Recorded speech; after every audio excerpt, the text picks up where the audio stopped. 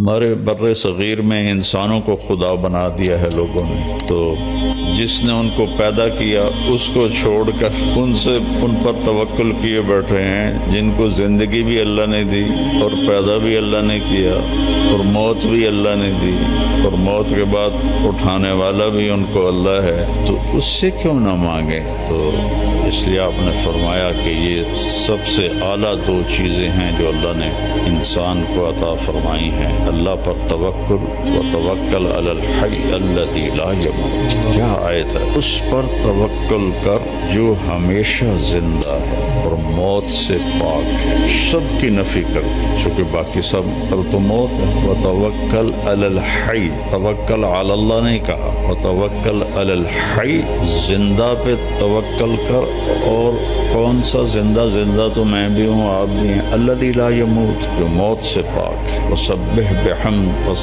بحمدہ، اسی کی تسبیح پڑھ، اسی کو یاد کر۔ وکفیٰ بربک بذنوب عبادہ خبیرا بصیرا، اور تیرا رب تمہاری غلطیاں، تمہاری کوتاہیاں سب جانتا ہے، سب دیکھتا ہے۔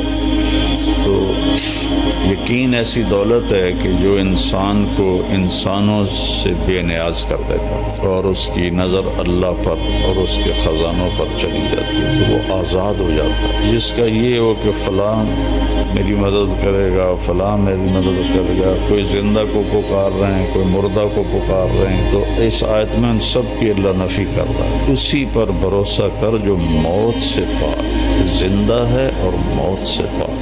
تو اس میں آدم علیہ السلام کی نسل میں جتنے آ گئے، جس مرتبے کے آ گئے، سب کی نفی ہو۔ پھر اللہ کا یقین ایسی دولت ہے کہ براہ راست اللہ کے خزانوں سے اس کا رابطہ ہو جاتا ہے، اس کو کسی پیر فقیر کو نہیں پکارنا پڑتا، وہ جو پیروں فقیروں کو دیتا ہے وہ اس کے ساتھ جڑ جاتا ہے۔ اللہ ہی ایک ایسی ذات ہے جس کے خزانوں کی انتہا کوئی نہیں، باقی جس نے بھی دینا ہے تو کہیں سے لے کے ہی دینا ہے۔ اللہ وہ ہے جس کو دینے کے لیے کہیں سے لینا نہیں پڑتا اور کرنے کے لیے کچھ کرنا نہیں پڑتا، اور پھر وہ ہر وقت حاضر ہے۔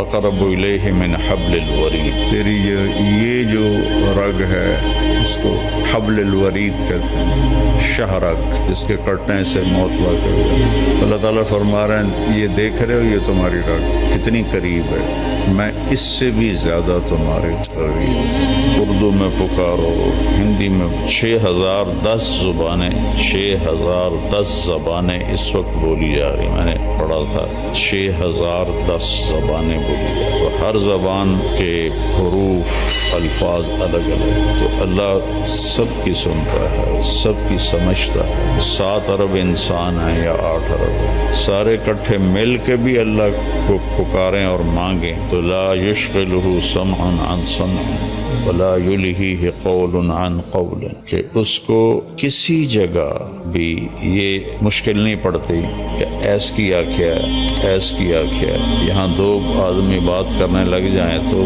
میں کہوں گا بھائی ایک بولو، تھوڑے 2 دی کٹھی میں نہیں سمجھ آ، اور اللہ کہہ رہا ہے 100 ارب انسان نہیں، آدم سے لے کر آج تک جو مر گئے اور جو آج موجود ہیں اور جو آئندہ آنے والے ہیں، وہ اور جنات ہم سے لاکھوں گنا زیادہ ہیں، تم سب کٹھے ہو جاؤ، ایک دم مانگو، باری باری مانگو تو پھر تک قیامت آ جائے گی، ٹائم ہی نہیں ملنا، تم سب مانگو اکٹھے۔ اس میں گونگے بھی ہیں جو اشاروں سے مانگ رہے ہیں، یا دل سے مانگ رہے ہیں، کوئی دل سے مانگے، کوئی بول کے مانگے، کوئی آہستہ مانگے، پھر ساتھ پرندے بھی شامل ہو جائیں، درندے بھی شامل ہو جائیں، سانپ بچھو بھی شامل ہو جائیں، مچھلیاں بھی شامل ہو جائیں، تو کیا طاقتور رب ہے کہ جو سب کی ایک وقت میں پوری سنتا ہے، سمجھتا ہے، اور پھر سب کا چاہا ان کو دے دے، تو اس کے خزانوں میں ایک قطرے کے برابر کمی نہیں آتی۔ یقین بہت بڑی دولت، ہمارے بر صغیر میں انسانوں کو خدا بنا دیا ہے لوگوں نے،